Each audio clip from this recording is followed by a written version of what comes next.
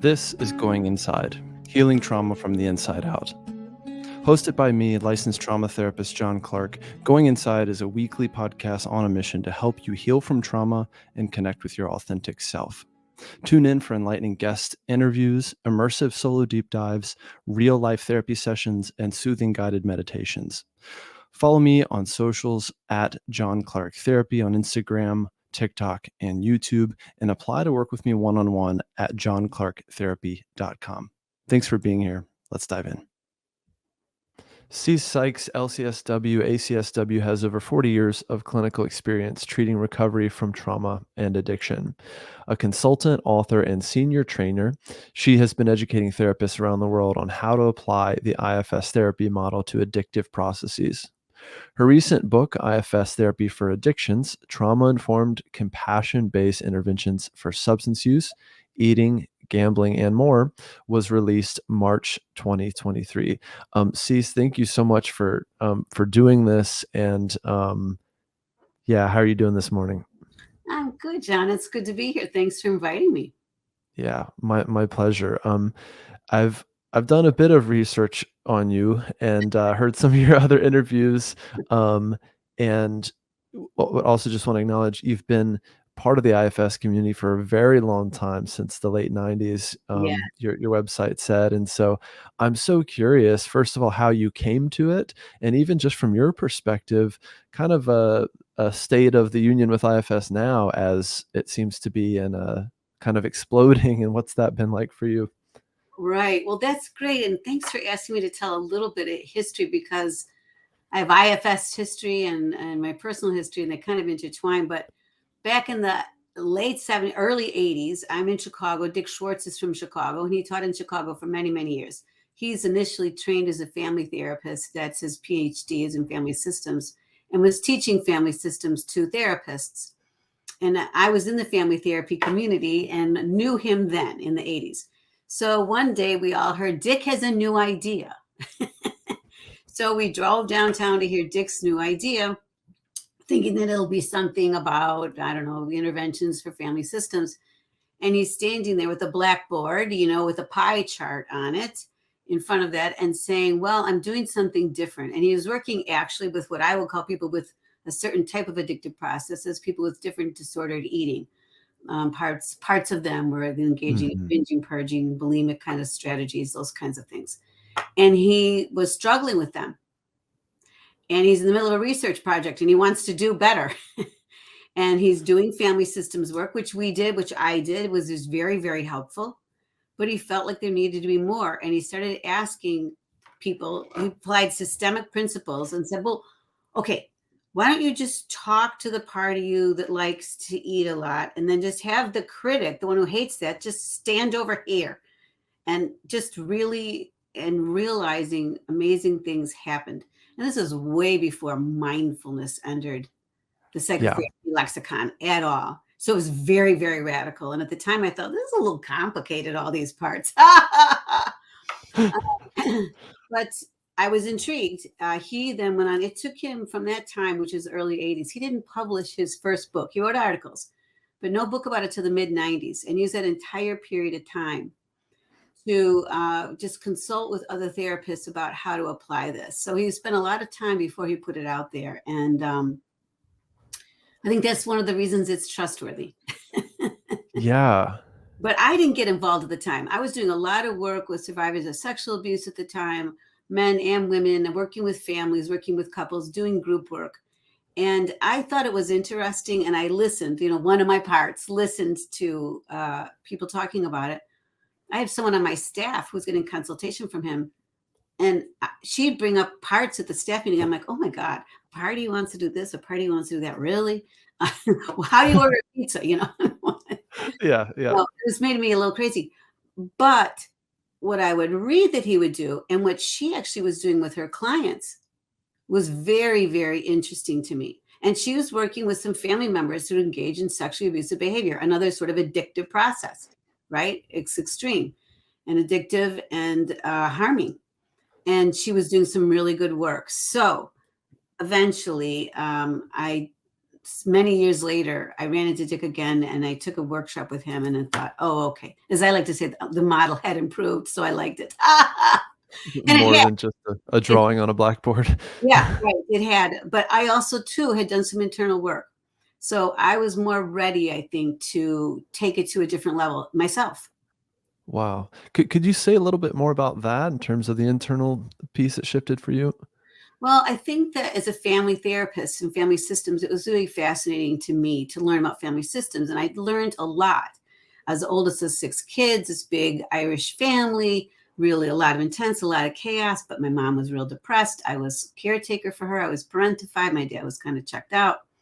So family systems gave me real powerful understanding of my role and basically my personality development as a parentified child, as to use some of that terminology. And that was very meaningful to me. But I also then at some point had gotten involved with stuff, made a lot of crises in my marriage. I got married right after college. I've been married a long time. And there was, my former husband was very involved in different addictive processes, a very high functioning guy, but, lots of struggles with alcohol and some other issues. I knew there was trauma there. And it was all, I had to do some work to face into all that and where my role is around that. So when I came to IFS, I had done that work. So when I start hearing about what IFS calls firefighters, or what we could call soothers, escape artists, parts that become compulsive, and their role in the system, it was I kind of cried. I just thought, oh, okay, because so many people that I knew in my extended family, going out just a little bit, not all of my original family, my family of origin, but extended family, suffered with drugs, alcohol, gambling, sexual inappropriate behavior, suicide. It was all there.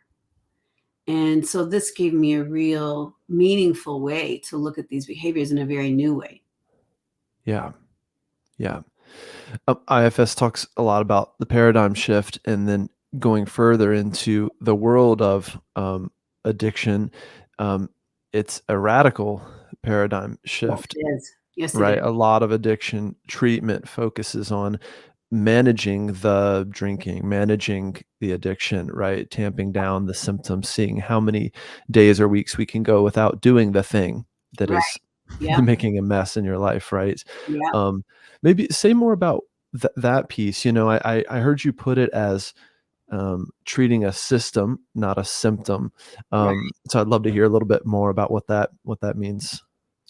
Well, we think we can say if we look at the personality or the psyche is divided into lots of different parts, it can sound kind of chaotic and overwhelming, particularly for people who have gone through a lot of, attachment wounding, loss, divorce, exploitation in their childhood. And it feels like I got a Milky Way of parts in here. What are you going to do for me? This is a mess. I'm a mess. This is Yeah. a mess. Well, I don't want to look at all that, Yeah. But in the brilliance of the model, Dick applied systemic principles to the inner world and said there's 3 big categories of parts, and they each have a very particular role in the system. And so there's manager parts where he labeled them, but the parts of us that we actually show the external world, the ones that we bring to work. I'm a good person. I do my job. I show up. But also in that mixture are what I call the attitude managers: criticism, self-criticism, self-judgment, perfectionism. So those parts try to keep us in line. And, it's universal that we need a balance between doing and being. We need, a work-life balance. We need an emotional balance between high functioning doing and finding other joys in life. So firefighters, when they're not extreme, help us find joy. I don't know, ride your bike, race a car. Some people like high intensity stuff. Some people just want to walk around the Yeah. block.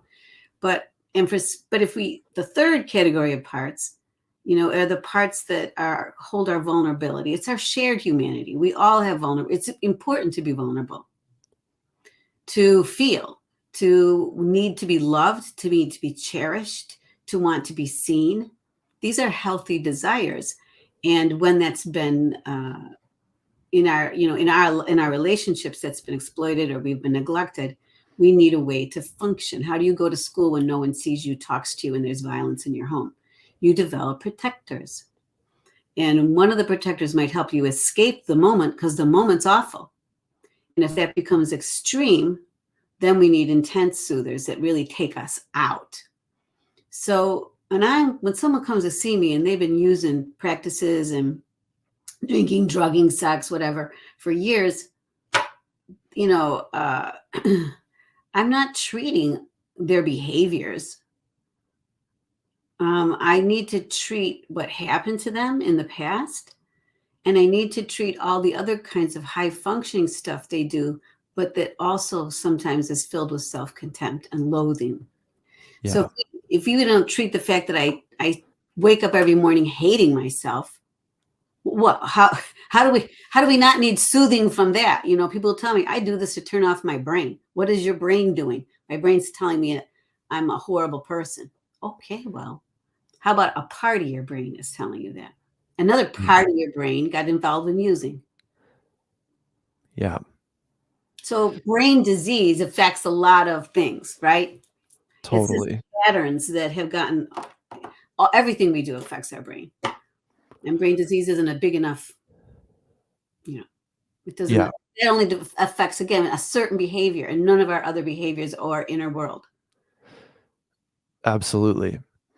Um, this show really focuses on trauma, and so I'm curious Yeah. to hear more from you about how trauma impacts the system from an IFS perspective, and specifically this kind of dynamic between trauma and firefighters that step in and are very busy doing their job for the system. Mm-hmm. Mm-hmm. Well, I tell a little story when I'm teaching, and I'll give this an example, and I'll be very brief. I don't want to, but you take a little kid who's sitting at home at the house, and they're watching TV, and their parents are going kind of crazy, and their dad's drinking their head off, and maybe their mom is too. And something bad happens. Dad shoots out the TV in America or if I'm teaching internationally, he kicks the TV. Right. But anyway, there's a big eruption. Scenario A, mom steps in, she protects the child, she calls the police or the dad's brother, he's taken away, and then she takes care of the child. How can I help you? She listens, she nurtures physically, she holds, she hugs, she answers his questions. Is daddy mad at me? Is that why he was yelling? Is he ever coming back? Is he okay? Are we going to be okay? You do all the emotional and physical nurturing. You let them sleep near mom in a safe way for a while. Tell the people at school, our family's going through something. Creating a safe container for the child, and then creating an emotional containment for all the stuff that's going to come up from them. So they would experience a traumatic event and we're not traumatized. Scenario B, same situation. TV's blown out. Mom and dad keep fighting. There's more violence. Mom's using too. Child goes to hide and wakes up the next morning and comes out. And mom's sitting smoking her cigarettes at the table. Dad's passed out. Son tries to ask a question. What does mom say? Nothing. What is available to dad from dad? Nothing. So how does that child leave the house? What parts develop in them in order to walk out of the house and go to school? So maybe they become perfectionistic and try to get attention from their teachers and get A's, or maybe they're good in sports and they try to develop stuff there. And maybe they need soothing. Or they get in fights with kids, or they start smoking cigarettes and stealing beers out of the neighbor's refrigerator. What happens? How do they cope as they get older? And when that situation continues and they go home that same night and the same thing happens, we need a lot of protection. They have experienced a trauma and are getting continually re-traumatized, neglected, exploited, abandoned. So we develop protectors. So some of our protectors help us function, and some of our protectors help us relax and get a break. Yeah. Yeah, it's a very powerful illustration of how this all comes to be. Yeah. Kind of the origin story of how our parts take on these roles, and then 30 years later, a client shows up in your office and goes, Yeah. "My X, Y, and Z is a problem. My anxiety, my perfectionism, my drinking, I work too much, whatever it is." Right? I punched a hole in the drywall, and my partner said, "Go That's to therapy." So that's why I'm here. Yeah, and for a more female-oriented, if you will, I don't want to get too gendery story, who started maybe dieting at age 5 and trying to Yeah. kill their body at age 5 or 6 or Yeah. 7, and getting into food issues, and then gets in, maybe finds relationships with people who need her to take care of them, because we're so many women and women identified people are socialized to be caretakers, but that becomes almost an obsession, right? It becomes an addiction in a certain way. Certain people, their caretakers, are on the addictive side of the system. So for IFS, what we do with that person is help them connect, tell their story to us. Of course, there's always a foundation, a clinical relationship. But we say, what would it be like to get to know that 6-year-old? What would it be like to get to know that 14-year-old who started smoking and hanging with boys or hanging with girls? How do you feel toward them? And I'll find people who are 55 years old and they see their 12-year-old hanging on the corner, selling dope and not going to school. And they say, he's a little jerk. Yeah. It's still in there. The negativity towards a child who's been abandoned and exploited and is Yeah. making do. Yeah. So in IFS, we work with both sides. We work with the part that make do with harming activities or extreme activities. We befriend the parts that try to control them with what is culturally supported, which Yeah. is get in charge of that, and criticize it, Yeah. shame it. Yep. Polarizations, You right? Big part of the you work. that Yeah, and or helping relieve the system. Yeah. you got it. Hearing from different perspectives, right? The part that's holding the pain, the shame, the part that's judging that, the part that That's wants to right. do something about it, right? And there's discord happening, or in IFS, if you bring all those parts to the conference table, common Yep.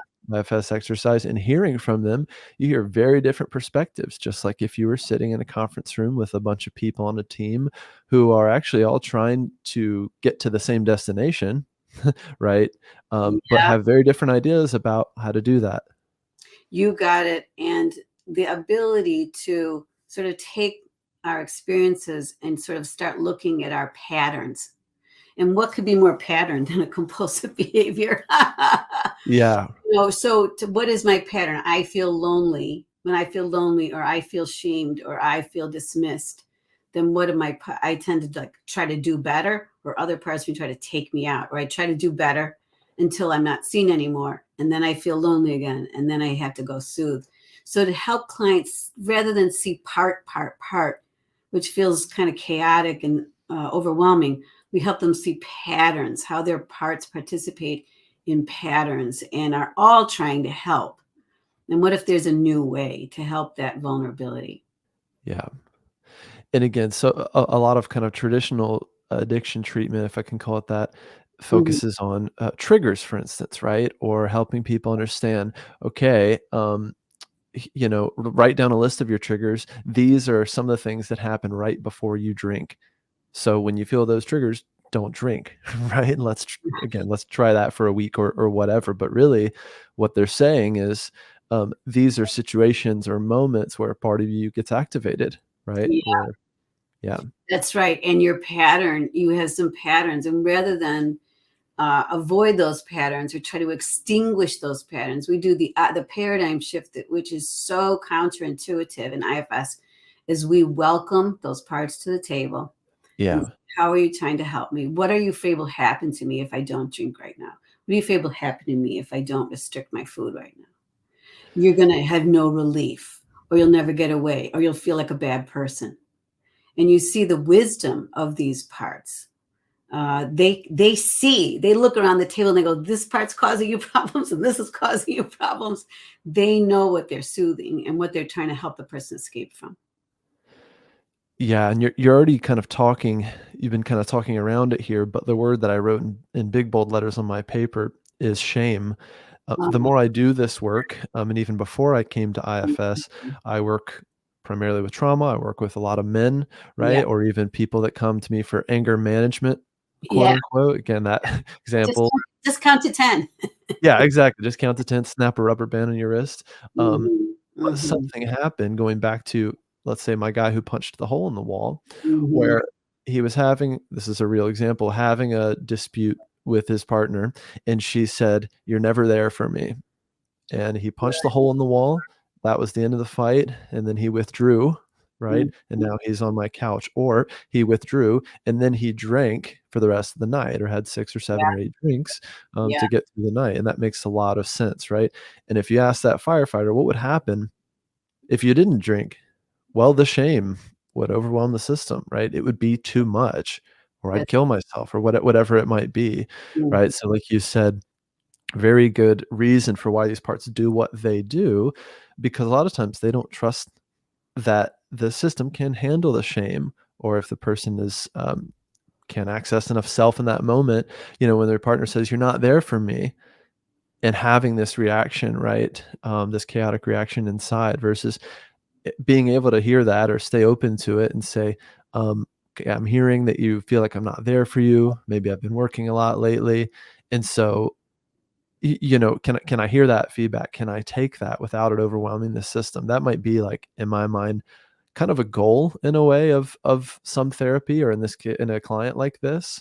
Because these moments are gonna happen. Same thing, this client might be at work right. and his boss says, "I need to talk to you about something," right? Or, Mhm. "Hey, you missed the mark on this project." And maybe in the moment, the client kind of takes it or can kind of fake it and go, "Yeah, I'll work on that." And then again, goes home and has 7 or 8 or 9 drinks, or does whatever they're gonna do. That's right. And so, you know, whatever devastation it feels like to have, let's say, your partner who you think will, they're the one person who does love me, and they are so angry with me or so disgusted with me. And the parts of us that feel so not loved, see, I'm not lovable, that proves, when been grown up and we've never been mirrored properly, and we've never been mirrored with kindness or well, or very erratically mirrored in that way. What we do in IFS is we say it's never too late. If you remember it now, it's not the past. So, Yeah. never too late. So we can go in and find that part that says I'm not lovable. See, and we connect to that. We sort of connect in that mindful kind way to the part that's, and learn about that and give that, create new connections. And sometimes we help with a sort of a letting go of old beliefs. They were true then. It was true then that no one loved you well, or no one understood you, or you were too much for the people who raised you because they were in parts all the time. So we help them sort of let go of those old beliefs and create new ones when we focus internally on very specific relational connections. Because you're right, that is exactly what happens. Those, our vulnerability is underneath all that drinking Yeah. and all that trying to be good at work.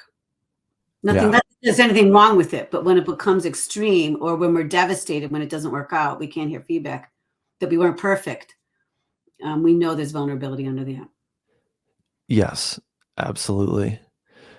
Um, we're talking a lot about, kind of what we could categorize as relational trauma, of all the different types of trauma, this piece around, what Mhm. happened in our relationships, either what happened to us or what didn't happen to us, right? What we didn't get when we needed it. Yeah. Um, I wanna kind of, offer this to you and see what you think about it. So, part of my story is, I was a first responder for many years. I was an EMT, and so like Uh-huh. a literal firefighter, Yeah. running into fires and Uh-huh.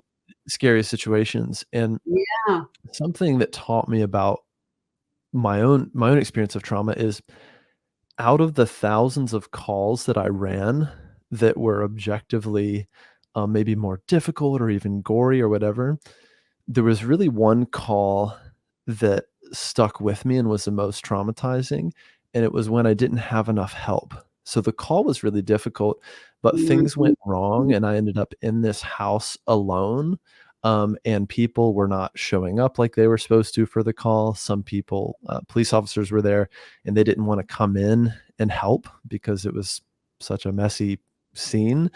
Um, so Wow. just kind of offering that, yeah, as, it's something I've done and gone through EMDR for it. Haven't done a lot of parts work around that, but I can remember so vividly, um, a loss of agency, and this word agency for me comes up a lot in trauma. Like, Mhm. agency was lacking in that moment versus all the other calls where I was prepared, I had a team behind me, I was in uniform, I knew I was gonna be facing difficult things today, but I also had tools and people to help me deal with it, right? But Mm. this call was so different. So I'm curious, like, from an IFS perspective, how you see Right. a trauma like that. That's such a good example. And what I would say is, again, that traumatic things happen to us at any time of our life. It's not just about when we're young, right? Although that gives us some ideas. But in this situation, if you were my client, John, I would be, for instance, we'd say, can you almost see that guy alone in that apartment with nobody around and this person in front of you or whatever was happening? Can you see him? Sure, I can see him. How do you feel toward him? And then you just check to say, I'm open to him. I want to help him. You might say, I really want to help him. So then I might say, I know that sounds crazy, but invite your helper, your rescuer, to step back. Because if a rescuers go in and scoop and we take away someone's voice, so we want to hear from him. So invite the rescuer to step back, see if you can just show up around him and ask him, tell me what it was like for you to be alone in that place. And he'll say, I felt no one was coming. And I might say, have you ever had that feeling before? No one's coming, or I'm on my own, or I have to do it all myself and I don't have what it takes. So there will be the sense in that moment, which was true. And then also there could be a root, may or may not, but there could be a root to other times in your life when you were put in situations and the people who were supposed to be there for you didn't show emotionally or physically. So if there's that, we would go to that later too. But in the moment, we would the way IFS does regulation, there's two things here. There's regulation and there's attachment. There's regulation, attachment, and sort of the redo. So there's regulation when you feel that story, you might feel some of that old anxiety coming back or that old dread. Yeah. We go when you say in self toward, you can get some separation from the activation. So we work with regulation that way. It feels more okay when I ask that part to step back. You feel a little calmer, a little bit like okay, I'm a little more present. Then we do attachment. How do you feel toward that guy? He was okay. You attach, you connect the way that person needed someone to attune. You do attunement. I see you. Tell me more. I'm available. I'm not leaving. Right. So we do attachment. And then the third thing, what did you need that you didn't have? You know, Yeah. and it might be both emotionally and physically. Sometimes we do a redo. And sometimes if we find there's an old burden, there's another part that says, you know what? When it comes right down to it, nobody's there for me. I'm always on my own. Or when it comes right down to it, I have to depend upon myself. Or, those kinds of beliefs. We also check for those ingrained beliefs that are true in certain circumstances, but if we don't examine them, we apply them everywhere. No one's coming for me. I have to do it myself. I'm actually not that lovable. Does that make sense, John? Yeah. So we look at those core beliefs, which we would call as an emotional burden we took on. And you might have got one from that event, and it might even relate to an earlier emotional burden. Not always, but if it does, we'll find out from that part. It'll say, when we say, did that ever happen to you before? They go, oh, yeah. Right. So, that's how we would work with that over time. Does that make sense?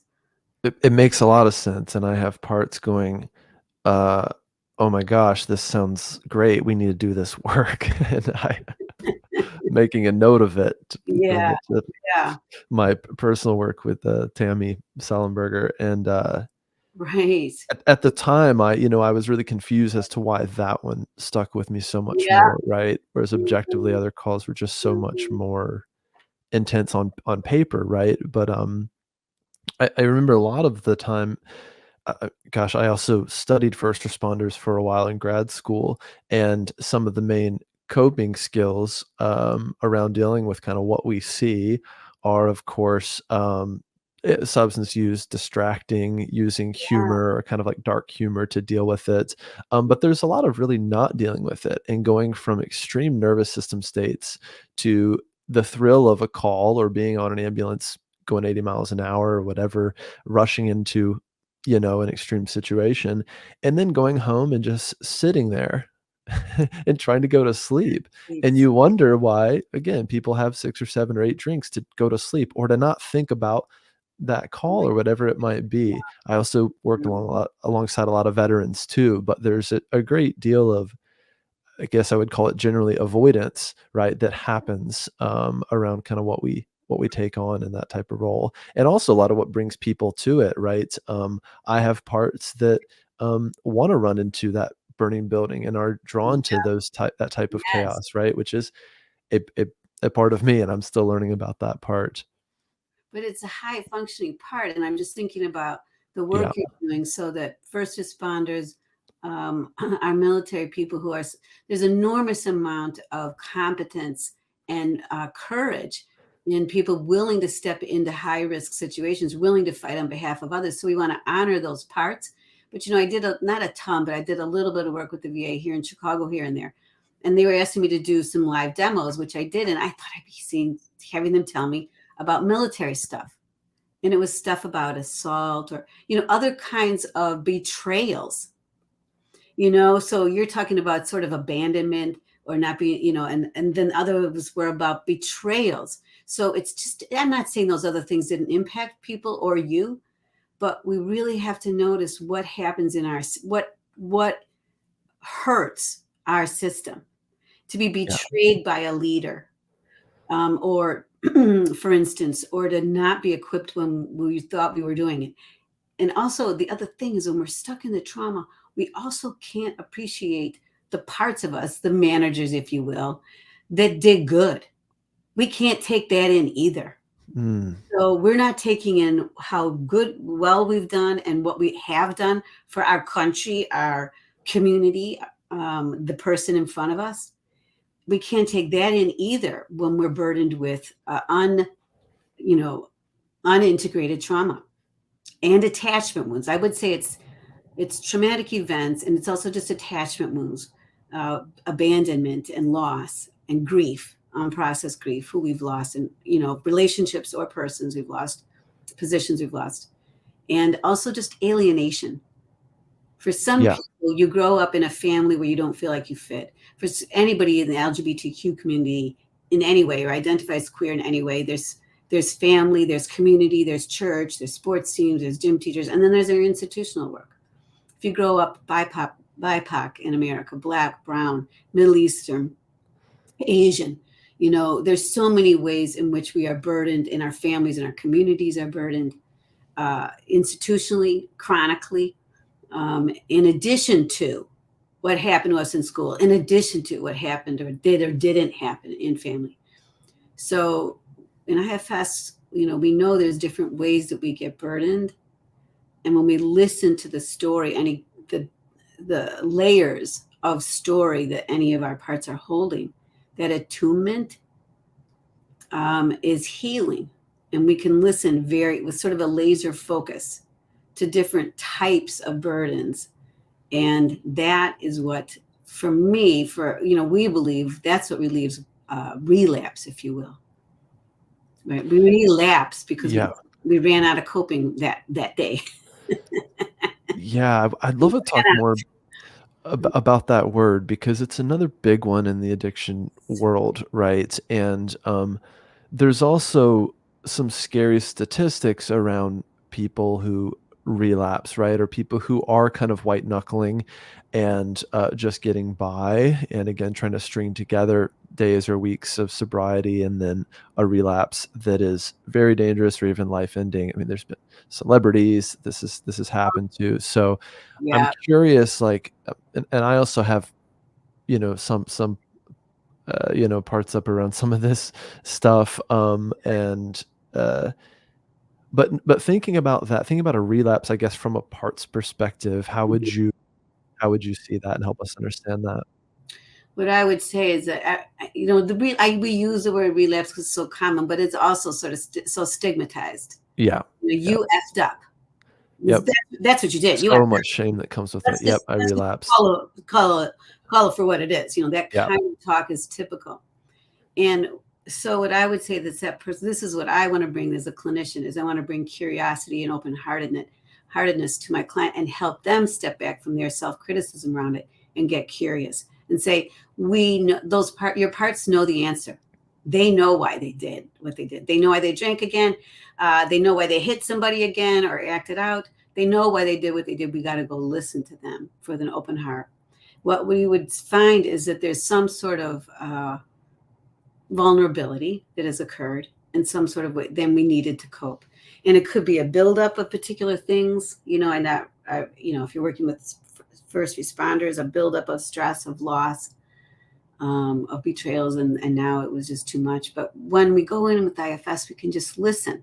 So I want to say to people that, people they're dealing with food issues. Of course, they shame themselves when they eat, but we don't have a heart attack because someone went back to eating sweets, but we are very, very afraid if people go back to using substances. And I understand why. And in particular, around opioids, when you've been off for a while and you go back, it's a very high risk situation. Yeah. And in addition, I'm sick of the word overdose in a certain kind of way, because so much of this is, in order to use drugs in our world, you have to both be a criminal and engage with criminals because they're illegal, other than weed and cannabis, in various places. So people engage in criminal behavior in order to get what they need. And the criminals that are providing opioids and other kinds of drugs, Yeah. People are poisoned. They were, it's manslaughter, not an overdose. So there's a lot of ways in which we judge, like someone's a fiend and they just shut their arms all up, as opposed to someone did what they always did. And it's manslaughter by what was put into the drugs that they have, and they have no way to test it. Yeah. So relapses and reusing, to me, are just someone who's in the process. It's scary, but I don't want to be ruled by my fear, and I don't want my client to be ruled by their fear. I want to say we can figure out what was going on for you. We can track it. We can see what pattern happened again for you. Yeah. And when you go in and sit with those parts again, you can move the ball forward again. They're a point of curiosity and learning. And you never are back at square one. Never. Oh yeah, that's great. I've never heard it put that way. Yeah, you're never back at square one. We're at square 40, but okay, it happens. Yeah. Yeah, the hopelessness though around relapsing, right? And coming back and having to tell your therapist or tell your 12-step group or whatever. And again, the shame that gets activated around all this, that then a firefighter goes, well, here we are more. The firefighter says we are back at, right. But even in hopelessness and despair, as powerful as they are parts of the person. So I always say to someone, ask the hopeless part to tell you, how did it first get hopeless? Well, they grew up with people who never changed. They grew up with situations that never changed. Well, hopelessness is an appropriate reaction to that. Hopelessness, things don't change. Well, they didn't. However, we don't want that bird of belief to be applied to everything going forward. You've already changed, I might say to my client. So show the hopeless part how you've changed. But they didn't. So we really honor the story that hopeless part is holding, but at the same time, the difference between then and now. True then, look at what you're doing now. So we listen to hopeless parts. We help them release some of honor their old beliefs and where they got them. Yeah. But you can unblend from that. But I don't know anybody in recovery from anything that doesn't have hopeless parts, because they've tried to fix themselves so many times and feel like they've That's right. That's right. But we welcome hopelessness as a part of the solution. You let me know when you're feeling hopeless, but if we befriend that part rather than try not to feel it or ignore it, it's included in, again, we include all the parts. This is my story. This is my story. So these parts of us get to be here. They're a part of, and we can build, what if, can the hopeless parts see the new parts of your story? All of this is why and how I fell in love with the model. And one word, again, a word that I just put on my piece of paper, and a word that I keep coming back to the more I learn about IFS, the more I use it or talk with people like you, is compassion. Right. And just returning to that and thinking, if we can access that as therapists, right? So if a client comes in and if I can access compassion toward their drinking part or whatever, got it. That's a tremendous, again, paradigm shift. And that session feels very different than I'm here to tamp down their drinking. Tell you right? what you're wrong again. Yeah. Tell you how you messed up. And there's something also about, I think some therapists have fear around if I'm too compassionate or empathic toward, um, and I don't use this word, the addict, but a lot of therapists do, Sure. then For then sure. that's going to somehow, like, enable them, and there's another buzzword, but that's Yes, gonna kind of right. get them to drink more if it's like, "Yeah, maybe you can have a few drinks tonight. Maybe you can learn moderation." What would it be like to learn moderation that we're somehow, like, contributing to their, addictive processes? So I think, like, some therapists and, again, some traditional addiction therapists have more of a stern way of being of, like, you have to kind of wrangle, the addict and kind of keep them contained, or else, Yes, right? And right. yeah, you know what I'm talking about. Well, it's such a good point. There's so much in what you're saying. I wanna say first, just to say something around 12 step. When the 12 steps were developed in the 1930s, there was very little, psychotherapy available to anyone for any reason at any time. Yeah, So the idea, the black and white thinking, just don't do it, and to the supportive process, there was no way to work with early term. Bill W. was a World War I veteran. His father had died when he was young. He had a lot of abandonment, emotional wounds, attachment wounds. There's a lot going on there. So, but there's nowhere to go with that for a long time. And many people today, in both rural and urban situations, have nowhere to turn with whatever has happened to them. So I want to just name that, and to say that people have them, different. If you know someone who got better with 12 steps, you say the 12 steps works. And if you know someone who didn't get better with 12 steps, you say the 12 steps don't work. And what I want, so everyone has a feeling and an opinion about it, usually personally based. And I want to say yep, that they've been available for many, many years and have helped many, many, many people. And now we have psychotherapy. So we do integrate it. There's some 12 steps that are IFS informed that have been written, a few different versions of them that are powerful. So around that. And idea of how to view ourselves, how the clinical world looks at people with different kinds of addictive problems. There's enormous stigma in yeah, mental. You probably know this from the medical profession, right? Going being a first responder with somebody who's just shot up is real different than someone who got shot, right? So people hold stigma. So a lot of when I'm training, I'm in IFS, we do a lot of inviting for therapists to work with our own systems. None of us None of us does IFS without working on our own systems and noticing it's culturally approved of to be controlling and judgmental and, critical yeah, about someone who's out of control with anything, food, money, drugs. So we have to have all of that step back. And then we can have compassion. And I like to think of it as sort of effective compassion. It's compassion, but we have boundaries. yeah, And we might speak for our parts. I might say, a part of me is noticing, I want to speak for my parts around. I'm noticing the stakes are getting higher right now. And I'm getting a little scared for you. I have parts getting scared for you. How does it land on you when I say that to you? So inviting that collaboration and at the same time speaking for my observations, what I see, but with heart led, but not just gushing love, if you will. yeah, We have to also use our skill. yeah, yeah, Um, yeah, we're using our skill and our awareness. But if yeah, I'm in judgment, what creates change?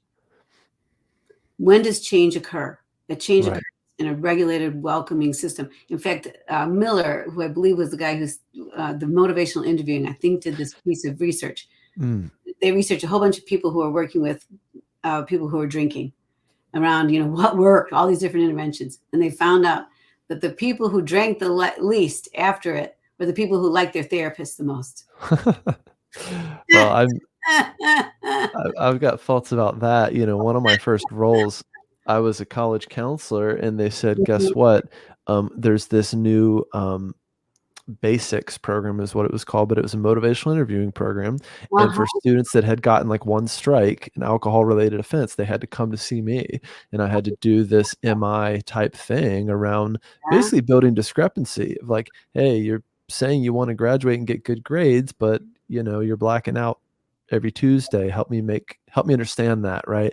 Um, Right. and this idea around building discrepancy was a big part of it, and getting them to start thinking about their drinking, but really to build discrepancy or dissonance around, "Oh my gosh, I do wanna be a good student, and I also keep blacking out," right? Or whatever it is. Yeah. Um, it feels so long ago, to me in a way of, Yeah. being in this role or, people saying, "Okay, basics and MI is now an evidence-based program, so we're gonna bring it to college campuses."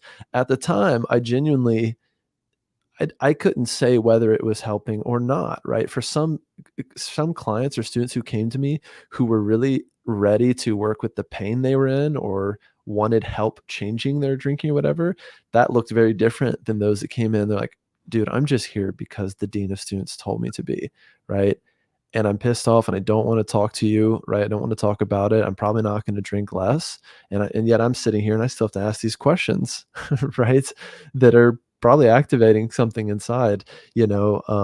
But that was the Yeah. approach at the time, was this one size fits all. Hide it. That's right. But Yeah. yes, it's one size fits all. And it works Yeah. for the person who is just maybe at a point where they're saying they're scared themselves and they want, they have more self energy in this moment and they're open to feedback. They're open to getting resourced by you and other resources because nobody does it alone in whatever we're doing. Yeah.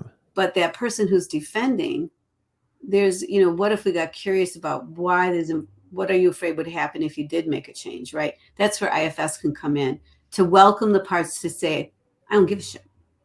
You can't make me give a shit. And I'd say, you're right. Yeah. I can't. Right. I can't. I can't. But I'm curious about it. Tell me more about why it's important to you. Tell me more about what it gives you. Tell me more about what you think your life would look like if you didn't have it. Yeah. Another word that has been really meaningful for my IFS journey and learning it is agenda. And Yeah. having an agenda, or again, in this case, for me to do a good job in the eyes of the dean of students or my boss, right? I needed to get students to drink less, right? Or this person that had 2 strikes, my agenda is to Mm, help them prevent them from getting a 3rd strike, right? mm, That's an agenda. Even if there's just a tiny, tiny, tiny part of me with one of my clients today where that goes, "I really hope they stop drinking," right? Or, "I really hope they don't drink this weekend," or whatever it is. Like, that's an agenda, right? And it's antithetical to IFS, in a way. So again, going back to that I piece around love that one. IFS. Yeah. Because what does a person what it's a disconnect. It's dissonance for the therapist to say, I just want to help you, but to not acknowledge, I want to control you. I want you to I do what wanna I want control you. you to do. And there's a dissonance and it lands on the client in a certain kind of way. So in IFS, we'd say, let's speak for it. I have a job to do, and this is my job, and I want to speak for that, and I need to do that, and I'm going to speak honestly to you that I have to do this, take this history from you, and ask you all these questions. But at the same time, I want to say that there's some wisdom in your system that I just don't understand, and what if we could discover what that is? So it's Yeah. you might speak for that agenda because you're right. We can't escape agenda. But at the same time, we want to honestly honor what is the agenda in this moment and speak for it so that the client doesn't receive dissonance. It's disingenuous to say, I'm just here to help you. No, Yeah. as I like to say, a firefighter can recognize a manager at 50 paces. Yeah, yeah. I know what's up here. And Right, so right. there's no trust. So why should I trust you? Because you're not trustworthy. I tell my clients, when I see their parts doing this, guilting and shaming their parts about the drinking, Mhm, whatever, that mhm. no one ever shamed their way to healing, right? It's also why, these organizations with millions of dollars stopped running, like smoking kills ads, right? Just makes people wanna do it more, right? And again, it's another form of kind of controlling, or they see, a billboard that says "smoking kills," and there's parts that are activated around that, right? There's more tension or again, like, I would call it dissonance in a way, or the Psych 101 term around dissonance, but really it's back to this polarization with parts. And Right. I often ask my clients, if you were trying to help a friend go to the gym more, how would you do it, right? Would you do it by guilting and shaming them? Um, and most of the time they say no. So again, then we're edging into this concept of self or self energy, That's compassion around true. their parts. Yeah. And you're edging into the idea of what helps people make new decisions. What environment do they need to be in order to make a new choice? I always say, we talk about the 8 C's in IFS. I say the ninth C is choice. We want people to feel a sense of choice. And I love what you're talking about how the we would say how we present something is so important. Yeah. Um, what state we're in when we're in the helping position, which is always a position of power. Yeah. And people, it's part of the human condition to want autonomy. And Yes. so I want to respect their autonomy and acknowledge that I don't have control. And at the same time, you are sitting in front of me. So somebody in there wants something. Let's just find out who it is and what they want, you Yeah. know, and Yeah. start with, Usually. they want to talk about their girlfriend, talk about their girlfriend, because Yeah. eventually we'll get to the vulnerability anyway. Yeah. Often it's a manager part that brought them to therapy or brought them to 12 step and said, hey, we need, some guardrails. We need accountability, right? Even if other parts are not yet ready to let go of the drinking or the whatever. You got it. I always say to the clinician, you don't have to be the manager in the room. Your client has their own parts telling them, I shouldn't actually have shown up high to my session. Yeah. They say, should I make some rules? I go, sure. But why don't you just ask them, do you have a part of you that thinks you probably shouldn't have shown up high today? Yeah. Yeah. Oh, yeah. Yeah. Right. All right, then. Yeah. Let's start What a there. what a relief to not have to be our client's manager. That You, might result in more therapists that are willing to work with addictive processes just by hearing that and going, that's okay, maybe I right. will Self-esteem try manage. this. Yeah. That's Yeah. right. Well, I've already kept you over time. Part of me Okay. wants to keep you for another hour, but for now, I'll just ask anything that you just wanted to say to kind of wrap up or make sure people take from this, and then, of course, how can people learn more about you and your work and what you're offering right now? Thanks for the interview and for the time, John. And I think what I just want to say to anybody out there who's struggling with different kinds of practices, food, substances, whatever, is that there's hope and that you're doing this for a reason. And the reason's legitimate. It's legitimate. So when you sit down with someone like us who works with the different parts of your system, you can recognize that this is a strategy that no longer works, but that it started with very legitimate reasons. And I really want to honor that in everyone who struggles that way. Um, and I guess I'll give you my information. I have the link to my book, and I have a website so you can see the different kinds of workshops and trainings that I'm offering. So you can go to my website for that. And you can go to the IFSI website to learn about the IFS Institute and what's available there, both online and in-person training. So there's a lot of stuff available there. Uh, so, and I'll just say about my book that Please. there's a 12-step consortium of all the different, AA, NA, that's centered in Berlin, but it's international. And they have chosen my book for their book club, their book study this year. And they're from the 12-step position. So they're both 12-step and in various, and in recovery. It's not the therapists. So I'm very proud of that. I'm excited about that. And I just want to say to people that there's just some good stuff to just be with. It's the idea of the book, and which is based on our thinking, is that we have what we need to heal, and that everything that we do for a legitimate intention, and there's so much hope about moving forward. Beautifully said. We'll be sure to put links to all that stuff in the description, and so you all can can follow along, can check out the book and other offerings there. So, Cece, thank you again so much for doing this. It means a lot to me. And It's been a delight to get to know you a little bit. yeah, likewise. Well, love to Great. have you back anytime. So thank you again. Thanks again. Thanks for listening to another episode of Going Inside. If you enjoyed this episode, please like and subscribe wherever you're listening or watching, and share your favorite episode with a friend. You can follow me on Instagram, YouTube, and TikTok at John Clarke Therapy, and apply to work with me one-on-one at johnclarketherapy.com. See you next time.